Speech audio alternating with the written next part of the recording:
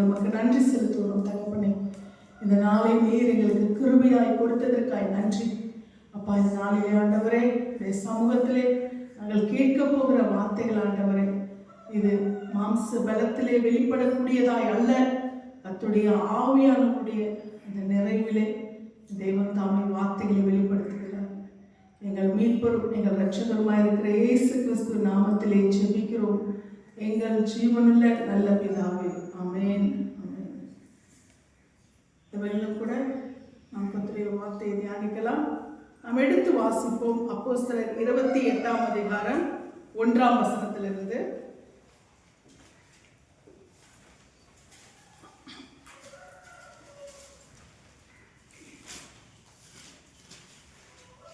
அப்போஸ்தலர் 28 1ஆம் வசனத்திலிருந்து வாசிப்போம்.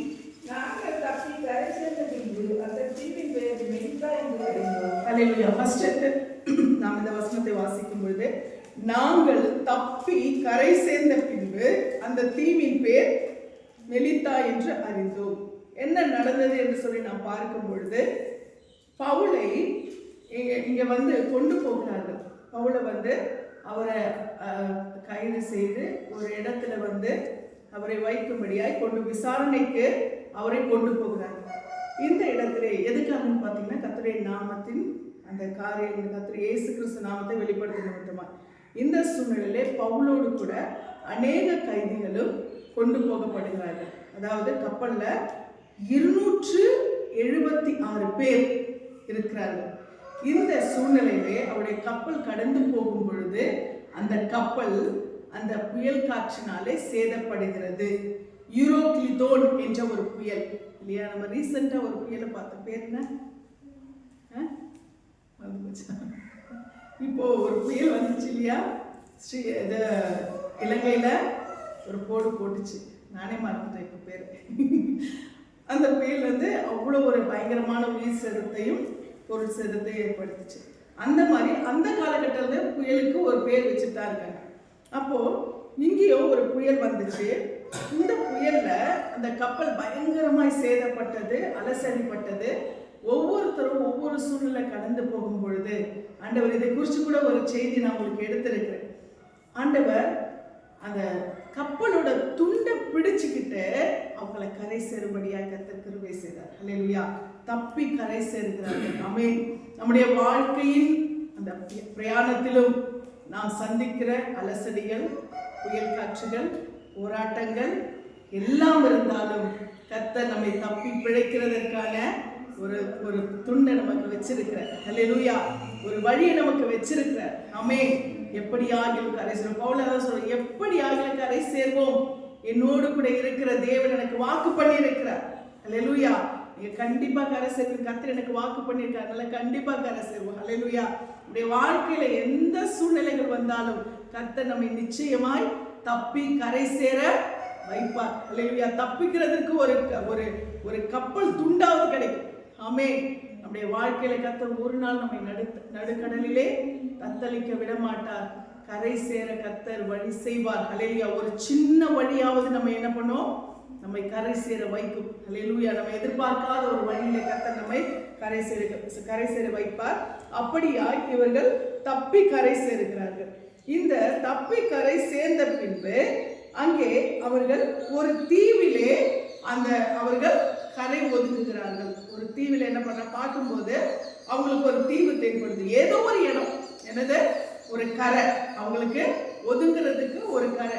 ஆண்டவர் அவர்களை அழகாய் ஒரு தீவுக்குள்ள என்ன பண்றாரு, கரை சேரும்படியா வழிநடத்துகிறார். அந்த தீவில நீங்க பார்க்கலாம். அடுத்த வசனம், அந்நியராகிய அந்த தீவு அவர்களுக்கு பாராட்டின அன்பு கொஞ்சம் அல்ல. அந்த வேளையிலே பிடித்திருந்த மழைக்காகவும் குளிருக்காகவும் அவர்கள் நெருப்பை மூட்டி எங்கள் அனைவரையும் சேர்த்து இந்த மெலித்தா என்ற தீவில என்ன செய்கிறார்கள், அவங்க கரை சேர்றாங்க.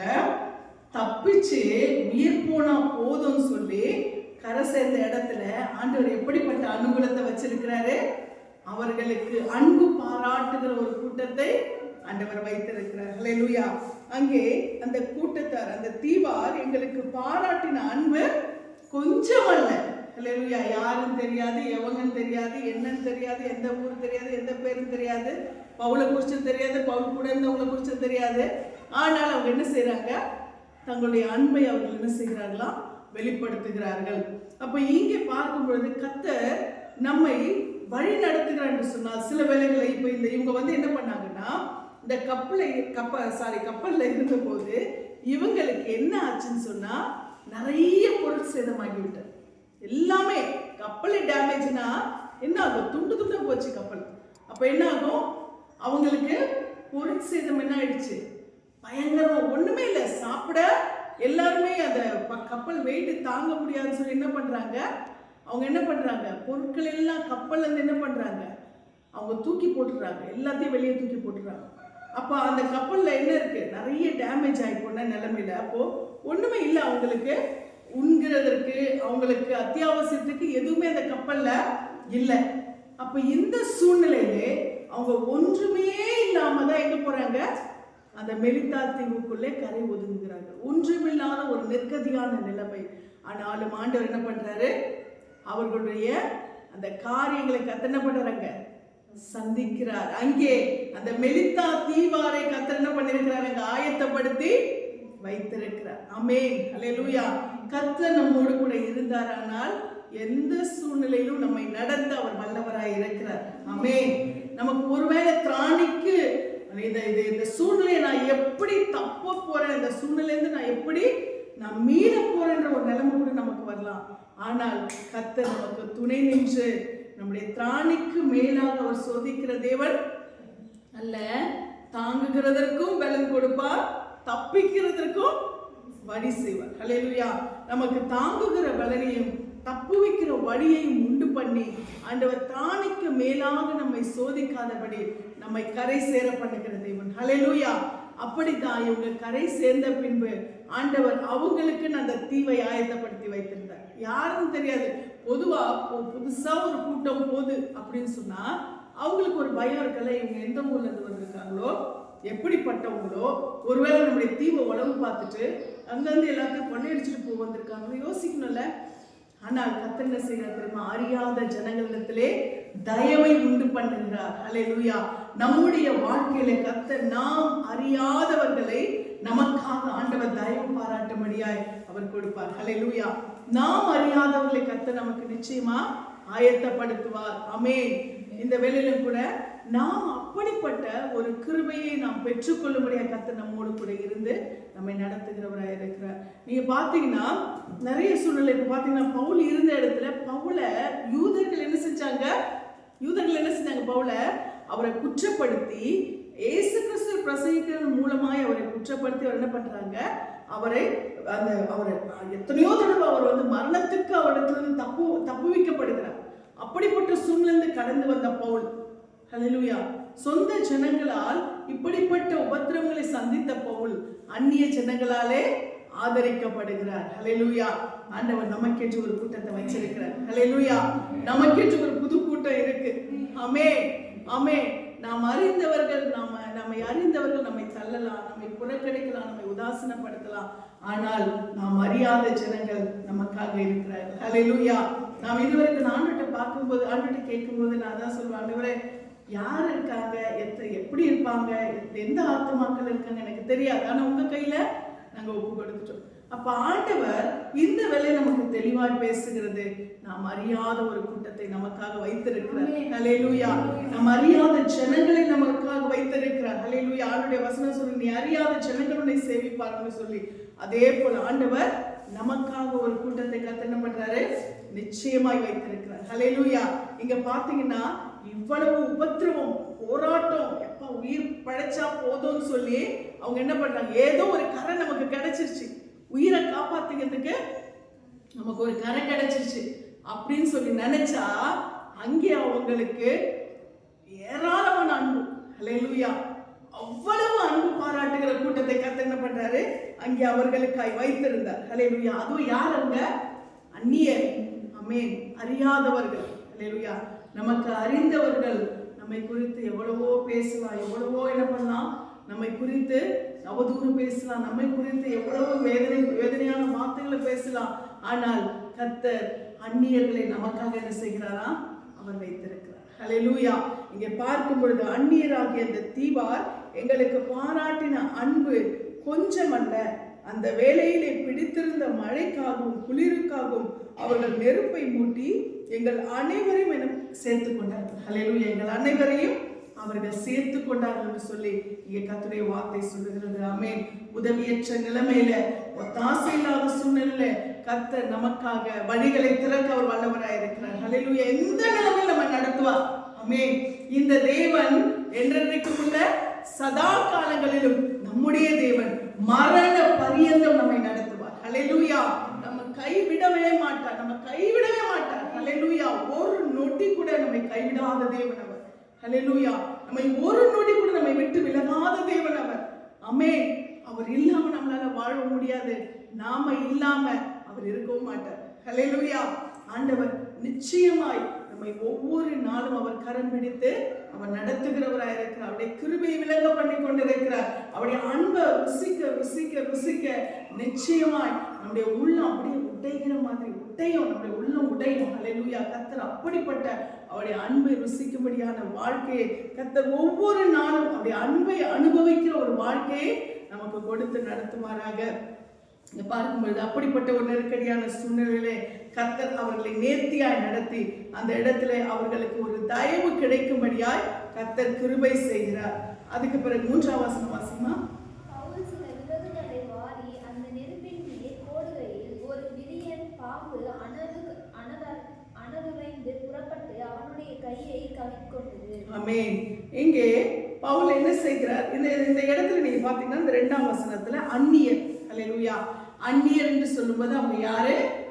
அவங்க விருத்த சேதனம் பண்ணப்பட்டவங்க இல்ல, அவங்க நியாயப்பிரமாணத்தை பின்பற்றினவங்க இல்ல, அவங்க விசுவாசிங்க இல்ல, அவங்க அப்போஸ்தலங்க இல்ல, அவங்க இயேசு கிறிஸ்துவை அறிந்தவங்க இல்ல.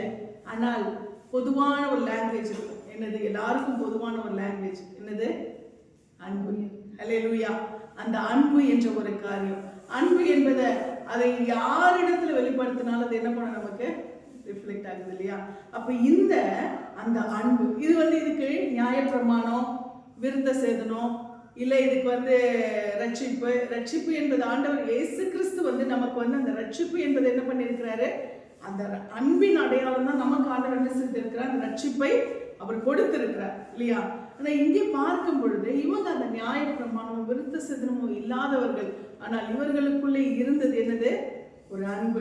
இங்க நீங்க பாத்தீங்கன்னா அந்த ரோமர் 2ஆம் அதிகாரத்தை நீங்க வாசிச்சீங்கன்னா 14-15 நீங்க வாசிங்க. கர்த்தருடைய வசனம் இப்படியாய் சொல்லுகிறது.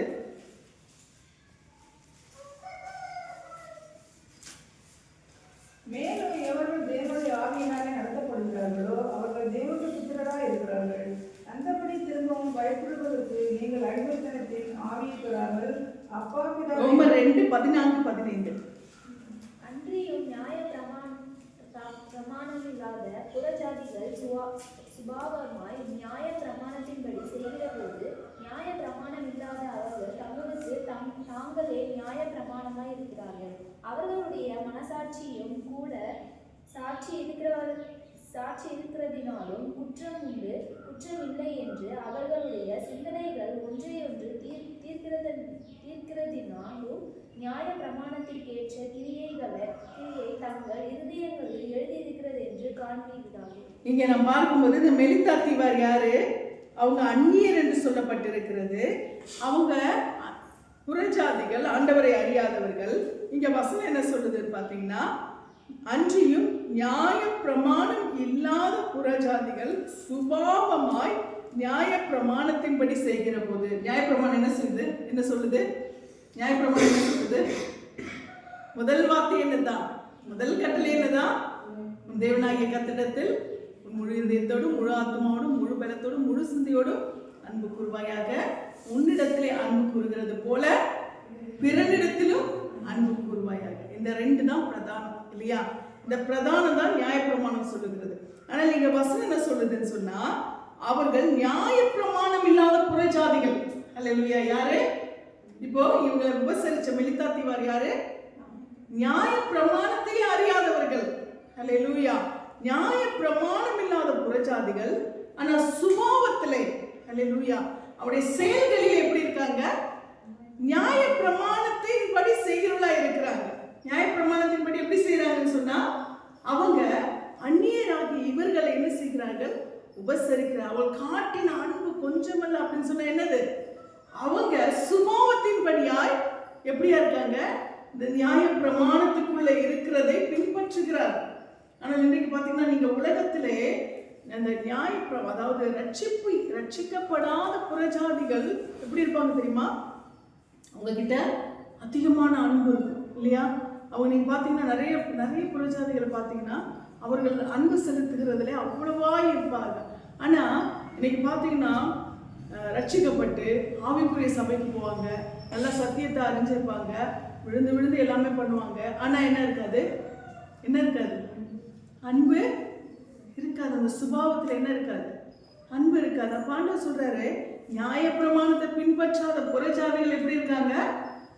சுபாவத்தின்படி அவங்க கேரக்டர்ல எப்படி இருக்காங்க? அன்புள்ளவங்களா இருக்காங்க. அப்ப இவங்களுக்கெல்லாம் நியாய பிரமாணத்தை கொடுத்து என்ன பிரயோஜனம் அப்படின்னு பவுல் சொல்றாரு. அதனாலதான் ஏசப்பா என்ன பண்ணாருன்னு சொன்னா, நியாய பிரமாணத்துல இருக்கிற பக்கமான காரியங்கள் எல்லாம் ஆண்டவர் பெருசா சொல்லல. அந்த நியாய பிரமாணத்தை 2 வசனத்தை ஆண்டவர் மேலோங்கி காட்டுகிறார். மார்க்ல நம்ம வாசிக்கிறோம் 12ஆம் அதிகாரத்துல 30-31. மார்க் 12:30-31.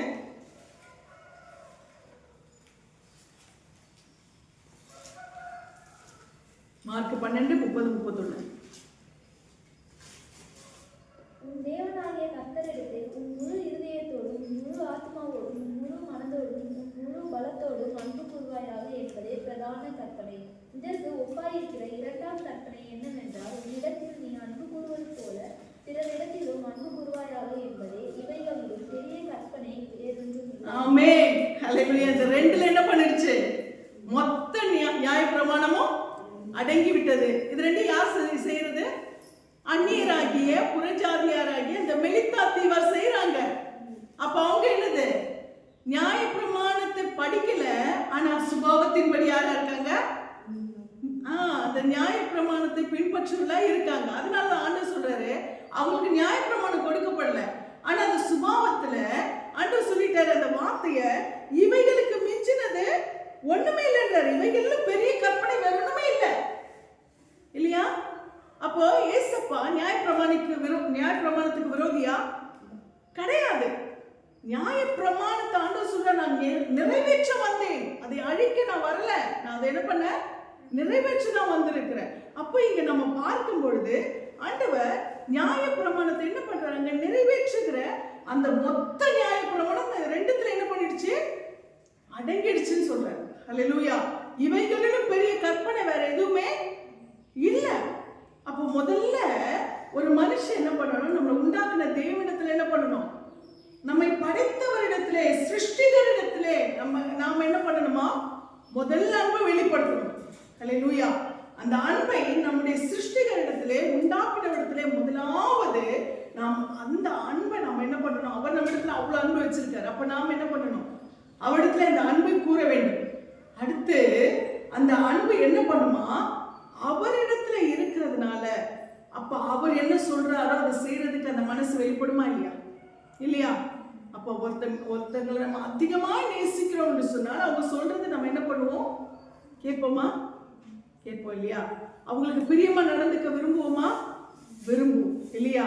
அப்போ இயேசு கிறிஸ்துவை நாம் முழு இதயத்தோட, முழு ஆத்மாவோட, முழு சிந்தையோட, முழு பலத்தோட நாம் அன்பு கூறுவோமானால் நிச்சயமாய் நம்ம என்ன செய்வோம்? நிச்சயமா என்ன செய்வோம்? அவர் சொல்றத செய்வோமா? அதுதான் 2வது. ஹல்லேலூயா. அப்போ முதலாவது நாம அதை செயல்படுத்திட்டோம்னா, நாம் செயல்படுத்தணும்னா 2வது நம்ம என்ன பண்ணுவோம்? கட்டாயமா செய்வோம் இல்லையா? அப்போ 2வது இதை செய்ய சொல்ல வேண்டியதே இல்ல. கரெக்டா? இதை செய்ய கம்பல்சரி இதை பண்ணு சொல்ல வேண்டியது இல்லை. ஏன்னா சொல்றவர் யாரு? இயேசு கிறிஸ்து. அவரை நம்ம என்ன பண்றோம்? நம்ம ரொம்ப நேசிக்கிறோம். அவர் மீது நாம ரொம்ப அன்பு வச்சிருக்கிறோம். அவர் என்ன சொன்னாலும் செய்யற ஒரு இடத்துல நம்ம இருக்கிறோம். அப்ப அந்த 2வது காரியம் நமக்கு கஷ்டமா? 2வது காரியம் கஷ்டமா இருக்குமா? இல்ல. அவர் சொல்லிட்டா நான் செய்வேன். அப்ப அது என்னது? அந்த வார்த்தை 2வது என்ன பண்ணுது? உன்னிடத்திலே அன்பு கூறுவது போல பிறரிடத்திலும் அன்பு கூறுவாயாக. அப்போ இந்த பிறனிடத்திலும் அன்பு அவர் சொல்லுகிறது. அவர் சொல்லிட்டாரு, அதனால நான் அதை செயல்படுத்தணும். அதை நான் செயல்படுத்தணும்னு சொல்லும் போது அப்ப அதுக்குள்ள என்னெல்லாம் இருக்கு? அதுக்குள்ள என்னெல்லாம் அடங்கி இருக்கு? மற்றவங்களை துன்புறுத்தக்கூடாது, மற்றவங்களை வேதனைப்படுத்தக்கூடாது, மற்றவங்களை கஷ்டப்படுத்தக்கூடாது, மற்றவங்களுக்குரிய காரியங்களை அபகரிக்க கூடாது இல்லையா? மற்றவங்களுக்கு உரிமையான காரியங்களை அபகரிக்க கூடாது, மற்றவங்களை எந்த விதத்திலுமே நம்ம காயப்படுத்தக்கூடாது. இதுதான் ஆண்டவர் சொல்றது இல்லையா? உன்னிடத்துல அன்பு கூறுகிறது போல நீ பிற இடத்திலும் அன்பு கூறுவாயாக. அப்போ அவரை நாம் நேசிக்கும் போது அவர் என்ன சொல்றாரு அப்படின்றத நம்ம பார்ப்போம். அவர் என்ன சொல்றாருன்னு சொல்லும் போது, ஒரு அழிஞ்சு போகிற மனுஷனை ஒரு முன்மாதிரியா வைக்கிறான், நேசிக்கிறான்னு சொன்னா அவன் என்னெல்லாம் சொல்றானோ, அவன் என்னெல்லாம் வந்து ஃபாலோ பண்றானோ அதெல்லாம் பண்றாங்க இல்லையா? அப்போ நம்முடைய தேவனிடத்துல நம்ம அன்பு கூறுவோமானால் அவர் என்ன சொல்றாரு அதை நம்ம என்ன பண்றோம்? ஃபாலோ பண்றோம். அப்ப இந்த 2வது வார்த்தையில இது எல்லாமே உள்ள இருக்கு இல்லையா? இது எல்லாமே என்ன செய்கிறது? இந்த 2வது கற்பனையிலே எல்லாமே அடங்கிடுச்சு. நியாயப்பிரமாணத்துல சொன்ன கொலை செய்யாதிருப்பாயாக, களவு செய்யாதிருப்பாயாக, விபச்சாரம் செய்யாதிருப்பாயாக, பொருளை இச்சியாதிருப்பாயாக, இதெல்லாமே எதுல இருக்கு? எதுல இருக்கு? அந்த நியாய பிரமாணத்துல இருக்கு. இந்த நியாய பிரமாணத்தின் இந்த இவ்வளவும் இந்த 2வது கற்பனையில என்ன ஆயிடுச்சு? அடங்கிடுச்சு இல்லையா? அப்ப ஏசப்பா நியாய பிரமாணத்துக்கு விரோதியா, நியாய பிரமாணத்தை நிறைவேற்றுகிறவரா? நிறைவேற்றுகிறார் இல்லையா? ஆனா நியாய பிரமாணம் என்பது அது ஒரு கட்டளையாய், ஒரு சட்டமாய் வெளிப்படுத்தப்பட்டிருக்கிறது. ஆனால் கிறிஸ்துவின் பிரமாணம் எதுவா வெளிப்படுத்திருக்குன்னா அவருடைய அன்பாய் வெளிப்பட்டிருக்கு. தன்னுடைய அன்பை அவர் வெளிப்படுத்தி இதெல்லாம் நீயும் செய் அப்படின்றார். அப்ப 2த்துக்கும் கட்டளை என்று சொல்லும் பொழுது, சட்டம் என்று சொல்லும் பொழுது அந்த மீற தோணுது. அந்த அன்பின் பிரமாணத்துல இது கிறிஸ்து நியாய பிரமாணம் என்பது ஒரு சட்டமா வகுக்கப்பட்டது. கிறிஸ்துவின் பிரமாணம் என்பது ஒரு அன்பின் பிரமாணமா வகுக்கப்பட்டது. அப்ப அன்பின் மூலமாய் சொல்லும்போது அது என்னவா இருக்குது? அவங்க அவ்வளவு அன்பா சொல்றாங்களப்பா, செஞ்சிடலாம் அப்படின்னு தோணுமா இல்லையா? அந்த மாதிரி ஆண்டவர் என்ன செய்கிறார்? நம்முடைய அன்பை வெளிப்படுத்தி அதை செயல்படுத்த சொல்கிறார். அப்போ நியாய பிரமாணம் என்ன பண்ணுச்சு? மீற சொல்லுது. என்ன அது? என்னது? செய்யின்னு சட்டமா போடுது. அப்போ சட்டமா போடும்போது சட்டத்துல என்ன ஓட்டை இருக்கு, அதுக்குள்ள புகுந்து எப்படி வெளியில வரலாம், காப்பாத்திக்கலாம் அப்படின்னு தோணுது. ஆனால் அன்பின் பிரமாணத்துல அது என்னது? அந்த அன்பின் பிரமாணம் மீற முடியவில்லை. அந்த அன்பின் பிரமாணத்தை என்ன பண்ண முடியல? மீற முடியல. அன்பு கட்டளையா போட்டார். அல்லேலூயா. ப்ளீஸ் கொஞ்சம் செஞ்சிருங்களேன் அப்படின்னா என்ன பண்ணுவோம்? என்ன பண்ணுவோம்? செய்வோம் இல்லையா? அந்த மாதிரி ஆண்டவர் என்ன பண்ண, நான் உங்ககிட்ட அன்பு காட்டுறேன் இல்லையா, என்ன போல நீங்களே என்ன பண்ணுங்க, அதை செய்யுங்க அப்படின்னும் போது அப்ப நாம என்ன பண்றோம்? அதை செய்கிறதற்கு அவர் சொல்லிட்டாரு. அவர் அன்பை வெளிப்படுத்துறது, அது மூலமா நம்ம செய்யணும் அப்படின்னு சொல்லி நம்ம செயல்படுறோம். அப்போ 2மே வேற வேற கிடையாது, வெளிப்படுத்துற விதம் தான் வேற. அல்லேலூயா. அப்ப ஏசப்பா தம்முடைய அன்பை வெளிப்படுத்தி அந்த பிரமாணத்தை நமக்கு என்ன பண்றாராம்? அதை வெளிப்படுத்தி நமக்கு செயல்படுத்த அவர் கிருபை செய்கிறார். அப்ப இங்கே நாம் பார்க்கும் பொழுது இந்த மெலிதாத்தீவார் இவங்க நியாய பிரமாணத்தை படிக்கல, எந்த கட்டளைகளையும் படிக்கல. ஆனா அவங்க அந்த சுபாவம், அல்லேலூயா, அந்த அன்பில் என்ன பண்றாங்க? அந்த சுபாவத்திலே அவர்கள் என்ன செய்கிறார்கள்? அந்த அன்பை அவர்கள் வெளிப்படுத்துகிறவர்களாய் காணப்படுகிறார்கள் சொல்லி நாம் பார்க்கிறோம். எந்த ஒரு காரியமும் பயத்துல செய்யறதை விட பாசத்துல செய்யறதா எப்படி இருக்கும்? ஸ்ட்ராங்கா இருக்கும். கரெக்டா? பயத்துல செஞ்சா மிஸ்டேக்ஸ் வரும் இல்லையா? ஐயோ எதையோ செஞ்சு வைக்கணுமே, எப்படியோ இது பண்ணணுமே, கடமைக்காக. பயம் என்பது என்னது? ஒரு கடமை, வேற வழி இல்லைன்னு வரும். பாசம் என்பது எதுல வரும்னா பார்த்து பார்த்து செய்யும். பாசம் என்ன பண்ணும்? பார்த்து பார்த்து செய்யும். பயம் என்பது என்னது? ஆமா, கடமைக்கு ஏதோ செய்யணுமே, ஏதாவது சொல்லிடுவாங்களே, ஏதாவது இது பண்ணிடுவாங்க, அதுக்காக என்னது? அப்போ இந்த பாசத்துல நன்மை செய்வது என்ன ஆகும்னா அது எப்படி வருது? பார்த்து பார்த்து செய்யுது. குறையே வரக்கூடாது, அவங்களுக்கு திருப்தியா இருக்கணும் இல்லையா? அப்ப நாம கிறிஸ்துவின் பிரமாணத்தை பயத்திலே பின்பற்றுகிறோமா, பாசத்திலே பின்பற்றுகிறோமா? எதுல பின்பற்றுகிறோம்? பாசத்துல, அன்பிலே பின்பற்றுகிறோம். ஏசப்பா எவ்வளவு அழகா அது நமக்குள்ள புகுத்திட்டாரு பார்த்தீங்களா? அல்லேலூயா. அதனாலதான் இன்னைக்கு அவருடைய அன்பு மேலோங்கி இருக்கிறது. அல்லேலூயா.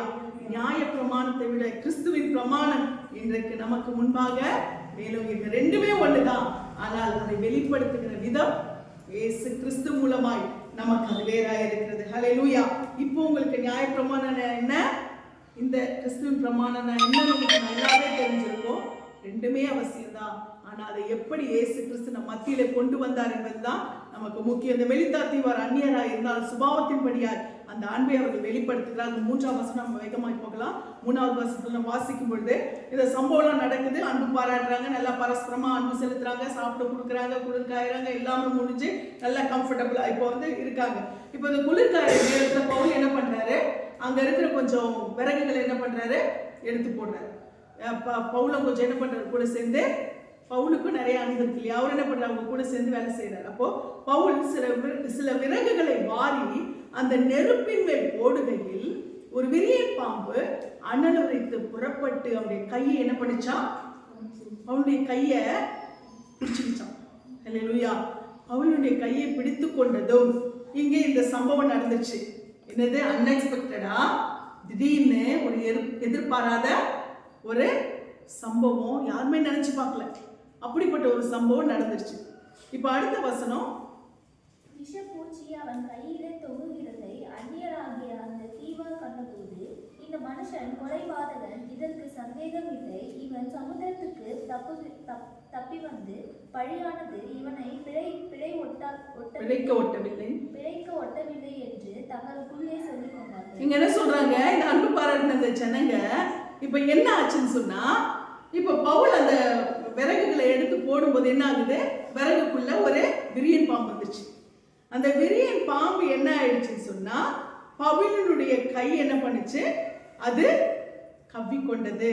அந்த கவ்விக்கொண்ட காட்சியை பார்த்ததும் இந்த தீவார் என்ன செய்யறாங்கன்னு சொன்னா, இந்த மனுஷன் கொலைபாதகன், இதுக்கு டவுட்டே இல்லை, இவன் சமுத்திரத்துக்கு தப்பி வந்தும், அவ்வளோ பெரிய கடலை இவன் தப்பிச்சிட்டான், ஆனா கூட இவனை என்ன பண்ணல, இவன் பண்ண பாவம் என்னது, இவனை சும்மா விடல. ஏன்னா பவுல் அங்க போயிருக்க சிச்சுவேஷன் என்னன்னா, அங்கே அவர் கைது செய்யப்பட்டு கொண்டு போயிருக்கார். அதனால இவங்க பவுலை பார்க்குற ஆங்கிள் எப்படி இருக்கு, அவரை ஒரு குற்றவாளியாய் அவரை பார்க்குறாங்க.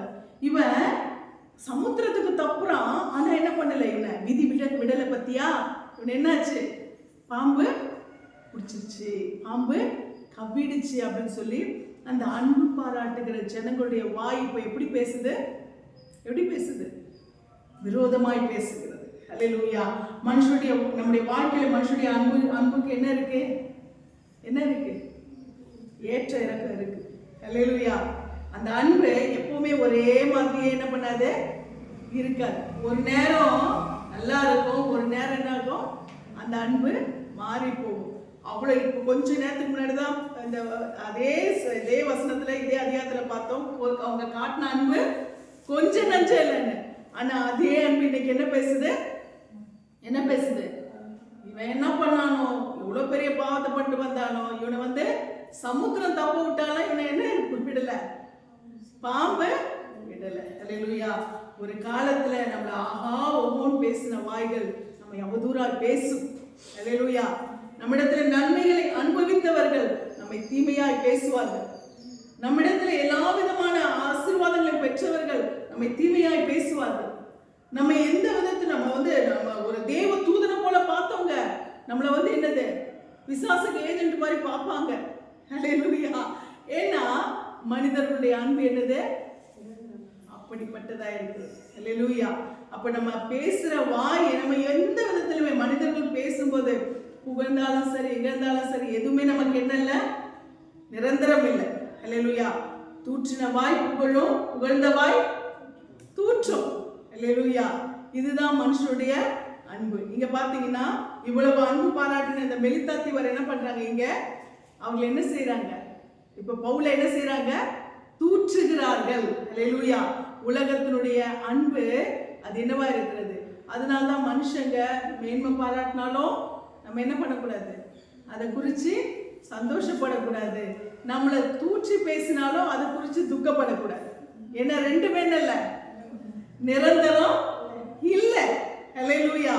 அப்ப ரெண்டுமே நிரந்தரம் இல்லாத இந்த ஒரு வாழ்க்கையில நம்ம மனுஷங்க பேசுறாங்க, நாம எதுக்காக நம்ம கவலைப்படணும் இல்லையா? மனுஷங்க நம்ம எதிர்றாங்க, நாம எதுக்கு கவலைப்படணும்? இல்ல மனுஷங்க நம்மளை மேன்மை பாராட்டுறாங்க, மனுஷங்க நம்மளை புகழ்றாங்க, நாம எதுக்கு அதுக்கு அதை குறிச்சு நாம் பெருமை பாராட்டணும் இல்லையா? ரெண்டுமே பெர்மனன்ட் கிடையாது. இப்ப நம்ம எதை குறித்து நம்ம என்ன பண்ண வேண்டியதுல கவலைப்படாது, கேஷுவலா நம்ம என்ன பண்ணோம், போயிட்டே இருக்கணும். ஹல்லேலூயா. ஒன்னே ஒண்ணுதான், புகழ்ச்சி தேவனால் வர வேண்டும். ஹல்லேலூயா. யாரால நமக்கு புகழ்ச்சி வரணும்? மனுஷரால் புகழப்படுகிறவன் உத்தமன் அல்ல, கர்த்தரால் புகழப்படுகிறவனே உத்தமன். ஹல்லேலூயா. அப்ப கர்த்தர் முன்பாக நாம மேன்மை பாராட்டப்படுகிறவர்களாய் நாம் காணப்பட வேண்டும். ஹல்லேலூயா. இங்க பார்க்கும் பொழுது இவ்வளோ அன்பு செலுத்தின இவங்க இப்ப எப்படி இருக்கிறாங்கன்னு சொன்னா என்ன செய்யறாங்க? இகழக்கூடியவர்களாய் மாறிவிட்டார்கள். அவளை அவ்வளவா இகழ்கிறார். இவன் படுபாவி, அதனாலதான் இவன் இப்படி இந்த பாம்புனால இவன் வந்து நம்ம கவ்வப்பட்ட கடிக்க கூட இல்லை, என்ன பண்ணிட்டு இருக்க, புடிச்சிட்டு தொங்கிட்டு இருக்காது. அதுக்கு என்ன பண்ணிட்டாங்க, இவன் ரொம்ப பாவியா இருப்பான் அப்படின்னு சொல்லிட்டு அவங்க பவுலை குறித்து தூற்ற ஆரம்பித்தார்கள். ஆனால் இங்க என்ன நடக்கிறதுன்னு சொல்லி பாருங்க. அவன் அந்த பூச்சியை தீயிலே உதறி போட்டு ஒரு தீங்கும் அடையாது. ஆமென். என்னாச்சா? அது கப்பிட்டு இருக்கு. என்னது, சும்மா அப்படியே கையை போட்டு என்ன பண்ணுதான், அப்படி புடிச்சுக்கிட்டு தொங்கிட்டு இருக்கான். அது என்ன பண்ணல, சும்மா இப்படி உதற பிடிச்சி அப்படி இது பண்ணிட்டு அந்த மாதிரி அது என்ன பண்ணிட்டு இருக்க, பல்ல வைக்கல, சும்மா அதை அப்படி பிடிச்சிட்டு இருக்கு. அப்படி அதை பிடிச்சிட்டு இருக்கிறது அவங்களுக்கு என்ன ஆயிடுச்சு, ஏதோ பாம்பு கடிச்சிட்டு இருக்கு அப்படின்ட்டு. ஆனா பாத்தீங்கன்னா உதர்ந்தது அது என்ன ஆயிடுச்சு, தீயில விழுந்துருச்சு. ஆனா இவங்க அதுக்குள்ள என்ன பேசிட்டாங்க, என்ன பாவி, படுபாவி, கொடும்பாவி, இவனை என்ன ஆகல, சமுத்திரம் விட்டாலும் பாம்பு விடல, இப்படியெல்லாம் என்ன ஆயிடுச்சு, பேச்சு வந்துருச்சு. ஆனா ஆண்டவர் அவர்கள் கண்களுக்கு முன்பாகவே ஆண்டவர் என்ன செய்கிறார், அவளுக்கு ஒரு சேதமும் இல்லாமல் காப்பாற்றுகிறார். ஆமென். எந்த வாய் பேசுதோ, எந்த வாய் தூற்றுதோ, அந்த கண்களுக்கு முன்பாகவே கர்த்தர் மகிமையாய் மாற்றுவார். ஆமென். ஹல்லேலூயா. நம்மை தூற்றின கண்களுக்கு முன்பாக கர்த்தர் நம்மை மகிமைப்படுத்துவார். ஹல்லேலூயா. அந்த கண்ணி கண்களால் அல்ல, எங்க வெக்கப்பட்டமோ, எங்க தலை குனிச்சோமோ, எங்க நிந்தை அனுபவிச்சோமோ அங்கதான். ஹல்லேலூயா. எந்த இடத்துலயோ அந்த இடத்துல கர்த்தர் என்ன பண்ணுவாரு, தலை நிமிர வைப்பார். ஹல்லேலூயா.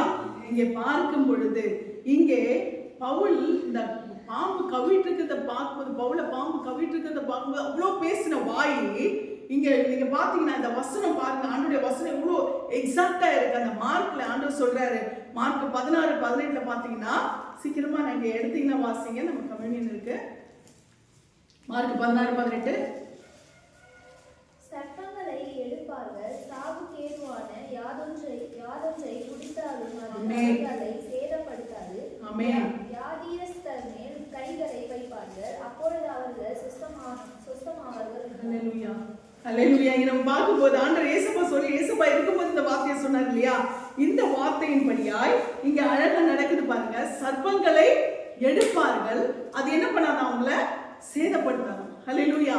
சர்ப்பங்கள் எடுப்பாங்க, அது ஒண்ணும் பண்ணாதான், சாவுக்கு ஏதுவான ஒன்று அவங்களை என்ன பண்ணாதான், சேதப்படுத்தாது என்று சொல்லி ஆண்டவருடைய வசனம் அவ்வளவு தெளிவாய் சொல்றது. ஏசப்பா இதை முன்னாடி அவர் சொல்லிட்டாரு, அவர் பரலோகத்துக்கு எடுத்துக்கொள்றதுக்கு முன்னாடி இந்த வார்த்தையை சொல்றாரு. அதன்படியாகவே சர்ப்பங்களை எடுப்பார்கள், சாவுக்கு ஏதுவான யாதொன்றை குடித்தாலும் அது அவர்களை சேதப்படுத்தாது. வியாதியஸ்தர்கள் மேல் கைகளை வைப்பார்கள், அப்பொழுது அவர்கள் சொஸ்தமாவார்கள் என்றார். இதே சம்பவம் எங்க நடக்குது, பவுலுக்கு நடக்குது. சர்ப்பம் ஒண்ணுமே பண்ணல, அதுதான் கிடையாது, கவ்வன பாம்பு தான் என்ன ஆகுது, தீக்கிரையாகுது தவிர அது பவுலை ஒண்ணு என்ன பண்ணல, சேதப்படுத்த முடியவில்லை. கர்த்தருடைய வசனம் சொல்லுகிறது சத்தியம். ஹல்லேலூயா. என்னுடைய பிள்ளைகளை ஆண்டவர் எந்த தீங்குக்கும் நம்ம என்ன பண்ணுவாரு, விலக்கி காக்க அவர் வல்லவராக இருக்கிறார். நம்மோடு கூட இருந்து நம்மை காக்கிறவர் நம்மோடு கூட இருக்கிறார். ஹல்லேலூயா. அவர் எல்லா தீங்குக்கும் நம்மை விலக்கி காப்பார். எந்த சூழ்நிலை நமக்கு இருந்தாலும் நாம் அதை குறித்து நம்ம என்ன பண்ண வேண்டியதில்லை, கவலைப்பட வேண்டியதில்லை. ஆண்டவர் நம்ம கூட இருந்து நம்முடைய எல்லா தீங்குக்கும் நம்மை விலக்கி பாதுகாக்க அவர் வல்லவராய் இருக்கிறார். நீங்க பாத்தீங்கன்னா இந்த வார்த்தையை பவுலுக்கு விரோதமாய் பேசின அதே வாய்கள் என்ன சொல்லுகிறது என்று சொன்னால் 6ஆம் வசனம், அவனுக்கு வீக்கம் கண்டு அல்லது அவன் சடிதியாய் விழுந்து சாவன் என்று அவர்கள் பார்த்து கொண்டிருந்தார்கள். நெடுநேரமாய் பார்த்து கொண்டிருந்தும் ஒரு சேதமும் அவனுக்கு வராததை கண்டபோது வேறு வேறு சிந்தையாகி இவன் தேவன் என்று சொல்லிக் கொண்டார்கள். ஆமென். இங்க பாத்தீங்கன்னா அவங்க என்ன பார்த்துட்டு இருக்காங்களா, அவனுக்கு ஏன்னா சர்வம் கையை கவிட்டு இருந்தது, விழுந்துருச்சு. ஆனா அது கையை கவிட்டு இருந்தது இல்லையா, அப்ப கண்டிப்பா பாய்சன் ஆயிருக்கும் அப்படின்னு சொல்லிட்டு அவனுக்கு வீக்கம் கண்டு அல்லது அவன் சடுதியாய் விழுந்து சாவான் என்று பார்த்து கொண்டிருந்தார்கள். நிறைய கண்ணு பார்த்துட்டு இருக்கா, எப்ப விழுவாங்க, எப்ப அழிவாங்க, முடிஞ்சு போச்சுன்னு நிக்க வைப்பார் ஆண்டவர். ஹல்லேலூயா. வெட்கப்பட விட மாட்டார், தூக்கி நிறுத்துவார், மகிமைப்படுத்துவார். ஹல்லேலூயா. நம்ம குடும்பத்துல ஒரு பிரச்சனையா, குழப்பமா, போராட்டமா, எதுவோ நம்முடைய குறைவா, நம்ம வேதனையில இருக்குமா, எதுவும் முடிச்சு போச்சு, அவ்வளவுதான், இனியும் எழுந்திருக்க மாட்டாங்க அப்படின்னு சொல்லி கண்கள் பார்த்து கொண்டிருக்கிறது. ஹல்லேலூயா. இவங்க தலை நிமிர மாட்டாங்கன்னு பார்த்துட்டு இருக்கு. ஆனா நான் சொன்னேன், இப்பதான் சொன்னேன், எந்த இடத்துல வைக்கப்பட்டோமோ, எந்த இடத்துல நம்ம இப்படியா இருக்கிறார்கள், முடிந்து விட்டது என்று பார்க்கிறார்களோ அதே இடத்துலதான். ஹல்லேலூயா. அங்கதான் ஆண்டவர் தலை நிமிர வைப்பார். இங்க கண்கள் என்ன பண்ணிட்டு இருக்கு, இவன் செத்து போயிடுவான்பா, இவன் செத்துருவான், அவ்வளவுதான், முடிஞ்சு போச்சு, இவன் கதை முடிஞ்சிருச்சு, பவுல் க்ளோஸ் அப்படின்னு நினைச்சவங்க முன்னாடி பவுல் என்ன பண்றாரா, கம்பீரமாய் நிற்கிறார். ஹல்லேலூயா. அவர் அவ்வளவு பலனோடு கூட அவர் நிற்கிறார். ஆமென். இந்த வேளையிலே ஆண்டவர் தலை நிமிர வைப்பார். ஹல்லேலூயா. நாம் விழுவோம், நம் கதை முடிஞ்சிருச்சுன்னு பார்க்கிறவங்க முன்னாடிதான் ஹல்லேலூயா ஆண்டவர் நிச்சயமாய் தலை நிமிர வைப்பார். கவலையே படாதீங்க. ஹல்லேலூயா. கர்த்தர் தலையை உயர்த்தி மேன்மைப்படுத்துகிற காலம் வந்துவிட்டது. ஆமென். சீக்கிரமாய் கர்த்தர் சாட்சியாய் நிறுத்த போகிறார், நிச்சயமாய் நிறுத்த போகிறார். ஏன்னா நம்ம நம்பி இருக்கிறது யாரு? ஆமென். ஹல்லேலூயா. அவரை நம்பினவர்கள் ஒரு நாளும் வெட்கப்பட்டு போவதே இல்லை. ஹல்லேலூயா. நிச்சயமாய் கர்த்தர் தலை நிமிர வைப்பார். இங்கே பார்க்கும் பொழுது அவனுக்கு ஒரு சேதமும் வரவில்லைன்னு பார்த்ததும் இப்ப சிந்தை மாறிச்சான். என்னாச்சா, அவங்களோட எண்ணம் என்ன ஆயிடுச்சா, அவங்களோட ஐடியா என்ன ஆயிடுச்சு, மாறிடுச்சு.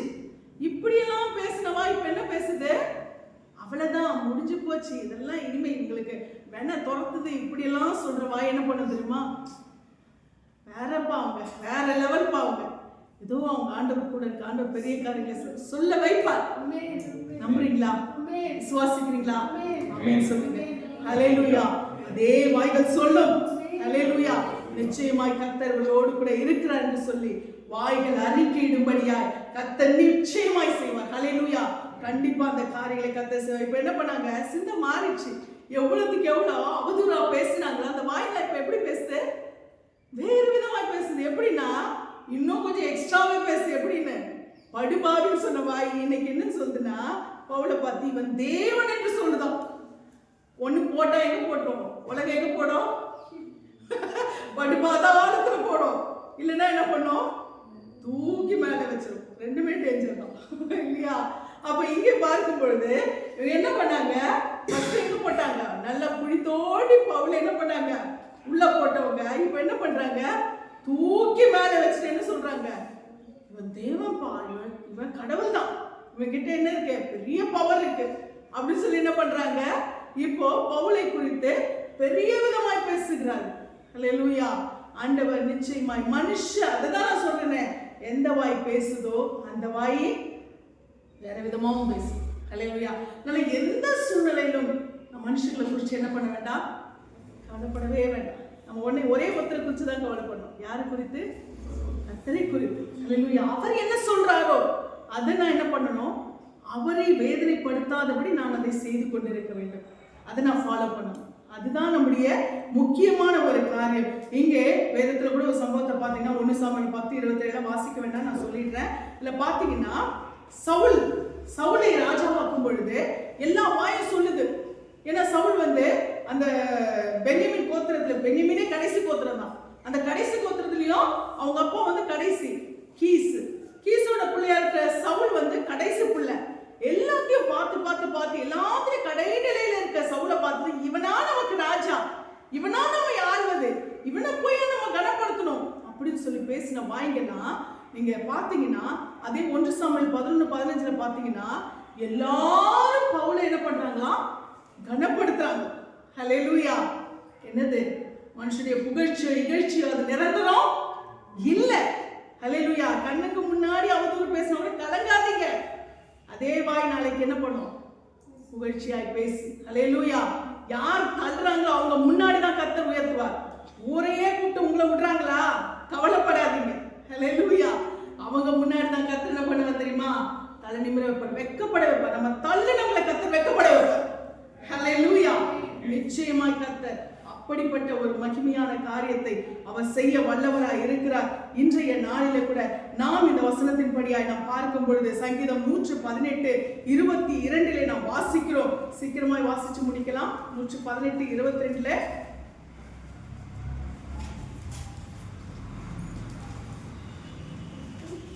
118:22 வீடு கட்டுகிறவர்கள் ஆகாதென்று தள்ளின கல்லே மூளைக்கு தலைக்கல்லாயிற்று. ஆமென். வீடு கட்டுகிறவர்கள் ஆகாதென்று தள்ளின கல்லு என்னாச்சா? மூளைக்கு கார்னர்ல அந்த கல்லு கல்லு வச்சாதான் அது என்ன ஆகும்? அந்த பில்டிங் வந்து பினிஷ் ஆகும் அப்படின்ற ஒரு நிலைமை. அப்போ வீடு கட்டுகிறவர்கள் என்ன பண்றாங்க? சிலருக்கெல்லாம் அந்த வீடு கட்டுற இதுவை பார்த்துருப்பீங்க, அனுபவம் இருக்கும். என்ன பண்ணுவாங்கன்னா அந்த தட்டி அந்த கல் என்ன பண்ணுவாங்க, சின்ன கல் தூக்கி போட்டுருவாங்க. அப்புறம் பார்த்தா அந்த மூலையில பெரிய பெரிய கல்லெல்லாம் தேடுவாங்க, செட் ஆகாது. கடைசியில் பார்த்தா தட்டி தூக்கி போட்டாங்க பார்த்தீங்களா? அந்த கல்லு தான் என்ன பண்ண அந்த இடத்துல மேட்ச் ஆகும். அந்த கல்லை வச்சாதான் அந்த பில்டிங்கே ஃபினிஷ் ஆகும். ஹல்லேலூயா. எந்த கல்லு ஆகாதுன்னு தள்ளுறாங்களோ அந்த கல்லை கர்த்தர் மூளைக்கு தலைக்கல்லாய் மாற்றுவார். ஆகாதென்று தள்ளின கல்லா இருக்கிறோமா? அந்த கல்லை என்ன பண்ண போறார் தெரியுமா? ஆண்டவர் மூளைக்கு தலைக்கல்லாய் மாற்ற போகிறார். எல்லாரும் ஒதுக்கின கல்லா இருக்கிறோமா? அந்த கல்லை கர்த்தர் மூளைக்கு தலைக்கல்லாய் மாற்ற போகிறார். நாளொன்று வரப்போகிறது. ஹல்லேலூயா. தள்ளின சொந்தங்க, தள்ளின பந்தங்க, தள்ளின உறவுங்க எல்லாமே என்னது தேட போகுது. ஹல்லேலூயா. இந்த கல்லை நம்ம தள்ளமே, அந்த கல்லை நம்ம தேடி போகணும்னு சொல்லி என்ன பண்ணோம்? தள்ளின அந்த சின்ன கல்லை என்ன பண்ண போகுது? தேடி வரப்போகிறது. ஹல்லேலூயா. கர்த்தர் ஆகாதென்று தள்ளின கல்லை நிச்சயமாய் மூளைக்கு தலைக்கல்லாய் மாற்றுவார். ஆமென். தாசினமாய் பார்க்கப்பட்டவர்களை கர்த்தர் தூக்கி நிறுத்த அவர் வல்லவராய் இருக்கிறார். ஹல்லேலூயா. இது மனுஷங்களுக்கு மட்டும் இல்ல, நம்ம ஏசப்பாவுக்கு நடந்துச்சு. ஹல்லேலூயா. நம்ம ஆண்டவருக்கு நடந்துச்சு. ஆனால் அவர் தான் மூளைக்கு தலைக்கல்லாய் இருக்கிறார். ஹல்லேலூயா. எல்லாரும் பரலோகத்துக்கு சென்று கொண்டு போய் சேர்க்கிற தலைக்கல் அவர்தான். ஹல்லேலூயா. ஃபர்ஸ்ட் பீட்டர்ல 1 பேதுருல நாம் 2ஆம் அதிகாரம் 6-7 நாம் வாசித்து முடிக்கலாம். 1 பேதுரு 2:6-7. அந்தபடியே இதோ தெரிந்து கொள்ளப்பட்டது விலையேற பெற்றதுமாய் இருக்கிற மூளைக்கல்லை சீயோனில் வைக்கிறேன், அதின் மேல் விசுவாசமாய் இருக்கிறவர் வெட்கப்படுவதில்லை என்று. ஆமென். ஆமென். அந்தபடி இதோ தெரிந்து கொள்ளப்பட்டது விலையேற பெற்றதுமாய் இருக்கிற மூளைக்கல்லை சீயோனில் வைக்கிறேன், அதின் மேல் விசுவாசமாய் இருக்கிறவன் வெட்கப்பட்டு போவதில்லை என்று வேதம் சொல்லுகிறது. ஹல்லேலூயா. ஆண்டவராகிய இயேசு கிறிஸ்து ஆகாதென்று தள்ளின கல்லாய் யூதர்களால் தள்ளப்பட்டவர், சொந்த ஜனங்களால் தள்ளப்பட்டவர். ஆனால் அவரை விலையேற பெற்ற கல்லாய் கர்த்தர் மூளைக்கு தலைக்கல்லாய் சீயோனிலே வைக்கிறார். அந்த தலைக்கல்லின் மேல் யாரெல்லாம் விசுவாசம் வைக்கிறாரோ அவர்களும் என்ன ஆகுறதில்ல? வெட்கப்பட்டு போவதில்லை. ஹல்லேலூயா. இந்த வேளையில நம்மை கர்த்தர் அந்த மூளைக்கு தலைக்கல்லாய் இருக்கிற இயேசு கிறிஸ்துவை பற்றி கொண்டிருக்கிற நம்மையும் கர்த்தர் ஒரு நாளும் வெட்கப்பட்டு போக விடமாட்டார். 7ஆம் வசனமா? ஆகையால் விசுவாசிக்கிற உங்களுக்கு அது விலையேற பெற்றது. கீழ்ப்படியாமல் இருக்கிறவர்களுக்கோ வீட்டை கட்டுகிறவர்களால் தள்ளப்பட்ட பிரதான மூளைக்கல்லாகிய அந்த கல் இடறுதற்கேதுவான கல்லும் விழுதற்கேதுவான கண்மலையுமாய் இருக்கிறது. ஆகையால் விசுவாசிக்கிற உங்களுக்கு அது எப்படிப்பட்ட கல்லா இருக்கும்? விலையேற பெற்ற கல். ஹல்லேலூயா. விலையேற பெற்ற கல் நம்முடைய வாழ்க்கையில இருக்கிற நாமள யாரு? விலையேற பெற்றவர்கள். ஹல்லேலூயா. அப்ப ஆண்டவர் அவரை விசுவாசிக்கிறவர்களுக்கு எப்படியா மாற்றுகிறார்? விலையேற பெற்றவர்களாய் நம்மை மாற்றுகிறார். ஹல்லேலூயா. கர்த்தருடைய நாமத்துக்கு மகிமை உண்டாவதாக. இங்கே இந்த சம்பவத்தை நான் தியானிக்கும் பொழுது, நான் வேதத்தை வாசிக்கும் பொழுது கர்த்தருடைய ஆவியானவர் இதற்குள்ளிருந்து என்னோடு கூட இடைப்பட்டார். இதை உங்களோடு கூட பகிர்ந்து கொள்ளும்படியாய் ஆவியானவர் என்னை பலப்படுத்தினார், என்னை பலப்படுத்தின அந்த வார்த்தைகளை நான் உங்கள் மத்தியிலே ஆவியானவருடைய பலனோடு கூட பகிர்ந்து கொண்ட. நிச்சயமா இந்த வார்த்தைகள் உங்களுக்கு பலனாய் இருக்கும். இந்த கல் நம்மை மூளைக்கு தலைக்கல்லாய் மாற்ற போகிறது. ஹல்லேலூயா. இந்த வேளையிலும் கர்த்தர் தம்முடைய வார்த்தையின்படியா நம்மை நடத்துவாராக. நாம் தப்பி கரை சேர்ந்து அநேக அவதூறுகளை நிந்தைகளை சந்திக்கிறோமா? அன்பு காட்டுகிறவர்களை நம்மை புறந்தள்ளுகிறார்களா? அந்த இடத்துல கர்த்தர் நம்மை நிச்சயமா என்ன பண்ணுவாரு? தூக்கி நிறுத்தி மகிமைப்படுத்தி, கர்த்தர் எந்த கண்களுக்கு முன்பாக நாம் வெட்கப்பட்டோமோ அந்த கண்களுக்கு முன்பாக நம்மை தலை நிமிர செய்து, இங்கே ஆகாது என்று தள்ளின கல்லாயிருக்கிற இயேசு கிறிஸ்து அவர் சியோனிலே வைக்கப்பட்ட தலைக்கல்லாய் வெளியேற பெற்ற கல்லாய் இருக்கிறது போல அவரை விசுவாசிக்கிற நமக்கும் அந்த கிருபைகளை கொடுத்து நம்மை நடத்த வல்லவராய் இருக்கிறார். நம்ம இம்மைக்கு மாத்திரமல்ல, அந்த நித்திய ராஜ்யமாகிய அந்த பரம சியோனுக்கு நம்மை வழிநடத்த வல்லவராய் இருக்கிறார். கர்த்தருடைய நாமத்துக்கே மகிமை உண்டாவதாக. கர்த்தர் தாமே உங்களை ஆசீர்வதிப்பாராக. ஆமென்.